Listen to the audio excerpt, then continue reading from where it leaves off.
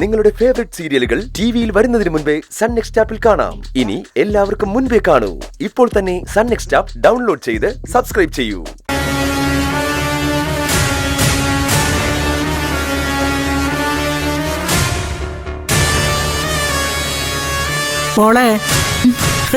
മോളെന്താ ഇവിടെ ഒറ്റയ്ക്ക് വന്നിരിക്കുന്നേ?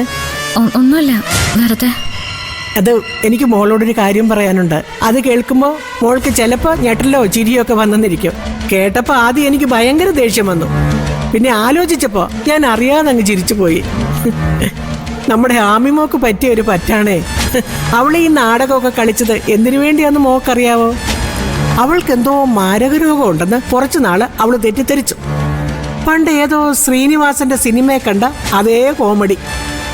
അവളെ രക്തം പരിശോധിക്കാൻ ആശുപത്രി കൊടുത്തപ്പോ അത് മാറിപ്പോയെന്ന്. മാറ്റിയതാരാണെന്ന് മോൾക്കറിയാവോ? നമ്മുടെ പരശുരാമൻ. അവൻ വെള്ളമടിച്ച് റോഡിൽ കിടന്ന് അഭ്യാസം കാണിച്ചു. പോലീസ് പിടിച്ച് ചോര പരിശോധിക്കാൻ ആശുപത്രി കൊണ്ടുപോയപ്പോ പിടിക്കപ്പെടാതിരിക്കാൻ അവിടെ പരിശോധിക്കാൻ വെച്ചിരുന്ന രക്തം മുഴുവൻ അങ്ങോട്ടും ഇങ്ങോട്ടും എല്ലാം മാറ്റിവെച്ചു. ഇവളുടേതാണെന്ന് പറഞ്ഞ് പരിശോധിച്ച രക്തം ആരുടേതാണെന്ന് ആർക്കറിയാം? എന്തായാലും ആ രക്തത്തിന്റെ ഉടമയ്ക്കുള്ള ഏത് നിമിഷവും മരിക്കാവുന്ന മാരക രോഗം ഇവൾക്കുണ്ടെന്ന് ഈ പാവം തെറ്റിദ്ധരിച്ചു. അപ്പൊ പിന്നെ അവളുടെ കൊച്ചിനെ അവൾക്ക് അനാഥമാക്കി കളഞ്ഞിട്ട് പോകാൻ പറ്റുമോ? അതിന് അവള് കണ്ടുപിടിച്ച വഴിയാണ് ഈ ദത്ത്. കേട്ടിട്ട് മോക്ക് ചിരി വരുന്നില്ലേ? ഇല്ല ഇല്ല, ആദ്യം ചിരി വരില്ല. എനിക്ക് ചിരി വന്നില്ല. അവിടെ അരച്ച് കലക്കി കുടിക്കാനുള്ള ദേഷ്യമായിരുന്നു എനിക്ക്.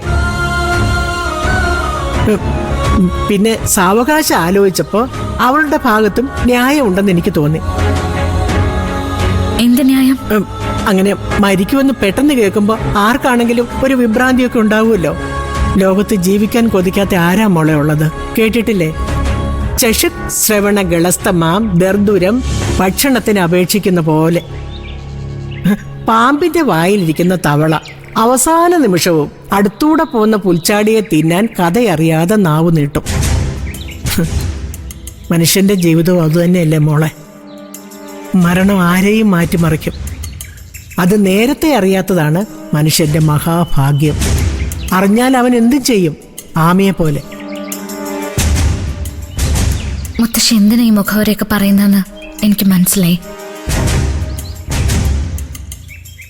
ഞാൻ ആമ ചേച്ചിക്ക് കുഞ്ഞിനെ തിരിച്ചു കൊടുക്കണം എന്നാണോ?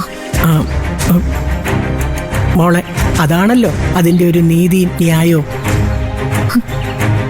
മരണത്തിൽ നിന്നും മടങ്ങി വന്ന അവളോട് നമ്മൾ കാണിക്കുന്ന ഒരു ദയ.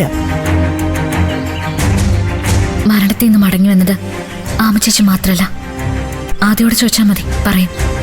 2 വട്ടം ആദ്യ എന്നെ മോഹന വാഗ്ദാനങ്ങൾ നൽകി വീണ്ടും ജീവിക്കാൻ പ്രേരിപ്പിച്ചത്.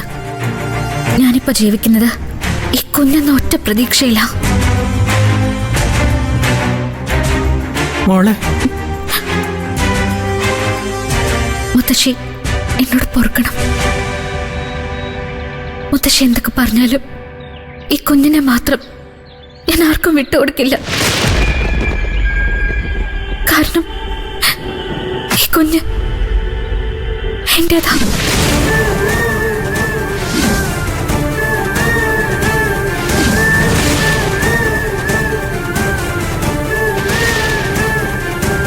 ഞാൻ പ്രസവിച്ച് എന്റെ കുഞ്ഞ്.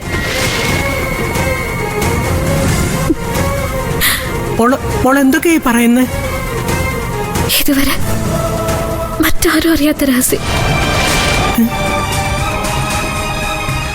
ആദ്യം എനിക്ക് മാത്രം അറിയാവുന്ന രഹസ്യം.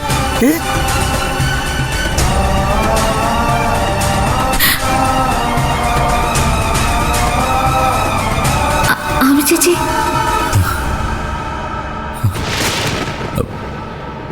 പ്രസവിച്ചു. എന്നിട്ട് കുഞ്ഞ് ആണോ പെണ്ണോ? കുഞ്ഞ് കുഞ്ഞ് കുഞ്ഞ് പോയി.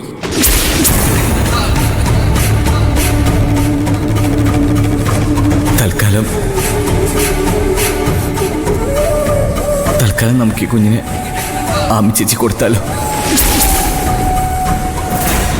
തന്റെ ഒറ്റ ഒരാളുടെ കയ്യിലാണ് ഇപ്പൊ എന്റെ ആമി ചേച്ചിയുടെ ജീവൻ.